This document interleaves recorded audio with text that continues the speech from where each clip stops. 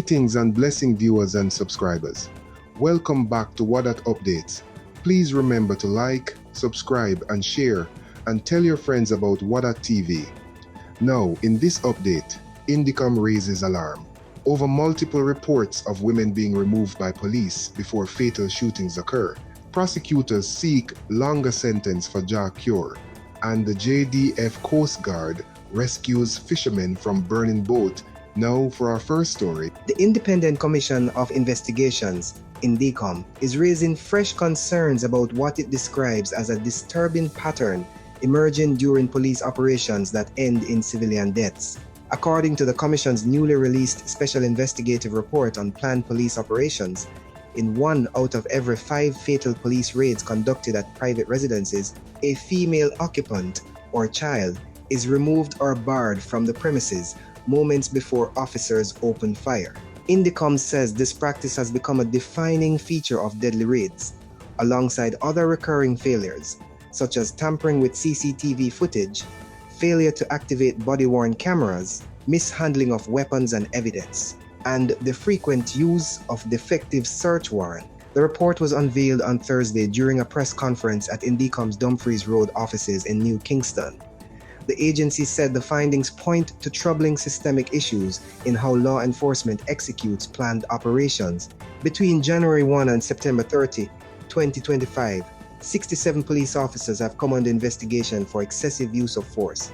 49 of them have been charged with murder. Fatal police shootings have continued to climb in recent years, from 127 in 2021 to 155 in 2023 and 189 in 2024. As of September 2025, police killings have reached 223, with no month recording fewer than 20 deaths. April was the deadliest month with 30 civilian fatalities, while September recorded 22. INDECOM noted that the majority of these deaths occurred during planned operations, but only one of those incidents in 2024 involved a lead officer wearing a body camera, which ironically was not recording at the time. The officer reportedly told investigators that he had turned it off while using the bathroom and forgot to reactivate it.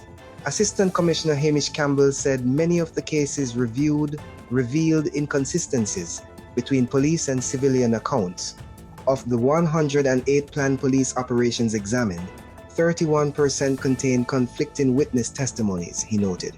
All officers' reports were usually consistent with each other, but sharply contradicted by at least one civilian witness. Campbell also revealed that of the 108 fatal operations between 2023 and 2024, only 77 were conducted with search warrants and 31 had none at all. Of those 77, 18 warrants were issued under outdated legislation, including the 1967 Firearms Act and the Gunpowder and Explosives Act of 1925. The correct authority for such warrants, he said, should be the Firearms Prohibition, Restrictions and Regulations Act 2022. Director of Complaints Yannick Taylor Wellington added that the issue of faulty warrants may call for retraining or intervention by Justices of the Peace, JPs, who authorized them. She noted, unlike in the United States, where the fruit of the poison tree doctrine renders illegally obtained evidence inadmissible, Jamaican courts still allow such evidence to be used. INDECOM also found that in 50 of the 108 cases examined, the illegal firearms allegedly recovered from the deceased were never fired, despite reports that they had been brandished or aimed at officers. In the remaining 58 cases, where police claimed the weapons were fired, no officer was fatally wounded, even in close quarter confrontations. To address these issues, INDECOM has recommended that a senior officer of inspector rank or higher be present at all planned operations, and that junior officers avoid unsanctioned snap raids, that search warrants be obtained for all home entries unless exempted by law, that Justices of the Peace include both the date and time on authorizations, and that all warrants be legibly signed and identifiable, that suspects under police control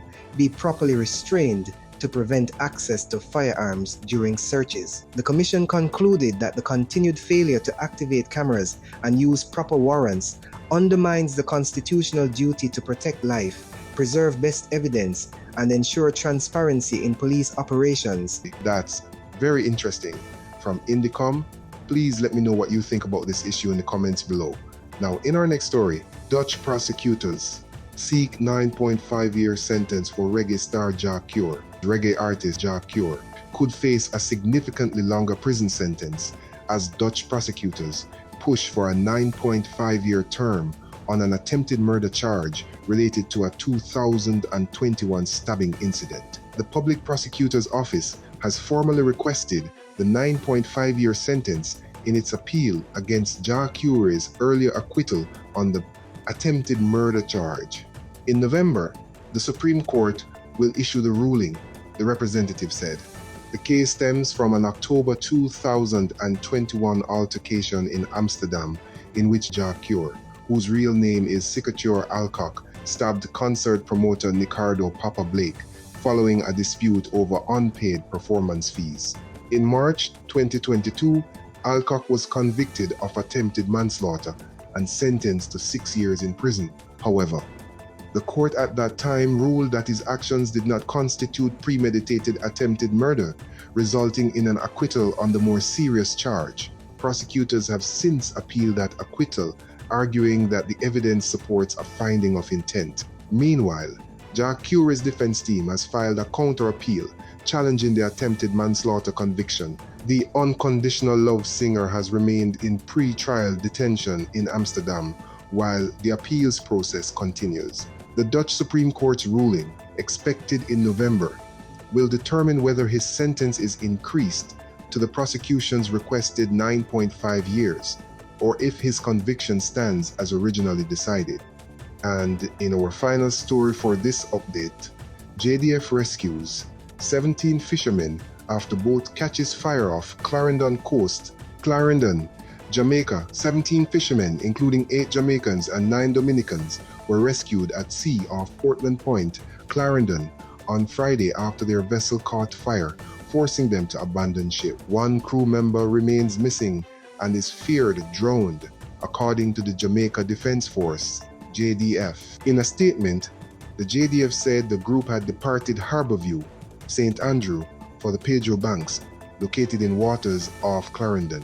Around 11:53 a.m., the HMJS Norman Manley, a JDF Coast Guard vessel, spotted a boat engulfed in flames approximately 14 nautical miles south of Portland Point. The vessel was quickly converted into a firefighting platform, and as officers battled the blaze, a smaller rescue craft was deployed to search for survivors. 16 fishermen were found adrift on 3 small canoes and were subsequently brought aboard the Coast Guard ship, where they received hydration and medical attention before being transported to the mainland. Search efforts continue for the missing crew member, who is believed to have drowned during the incident. The JDF has urged mariners and coastal residents along Jamaica's south coast to remain alert for any signs of the missing man and report sightings immediately. Members of the public are encouraged to contact the Jamaica Rescue Coordination Center, JRCC, Kingston, which operates 24 hours a day at 876-976-8193 or 876-836-1216 for any search and rescue related matters. That's it for this update. My beautiful viewers and subscribers, remember to like, subscribe, and share so that you can be notified of future updates. Leave your comments below and stay safe till the next one.